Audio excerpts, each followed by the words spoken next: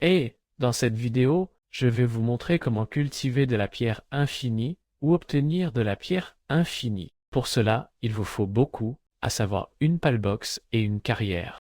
Vous placez ces deux-là ici, donc d'abord la pallbox, puis cette carrière dans cette zone. Et puis, vous pouvez attribuer des copains dans la pallbox ici, à savoir des copains qui ont un niveau minier 1, 2 ou 3. Je vais maintenant vous montrer quelles sauces sont adaptées à cela et où les trouver. Nous avons d'abord Kativa. On voit qu'il a un niveau minier 1 et on peut le trouver partout au début. Donc ici, dans ces régions, vous pouvez le trouver. Si vous voulez quelque chose d'un peu plus inhabituel qui puisse aussi mieux exploiter, nous avons Duma, par exemple. Il a un niveau minier 2, donc il produit beaucoup plus de pierres. Et il est ici dans ce désert. Perdu. Et nous avons aussi des jouets pour bits.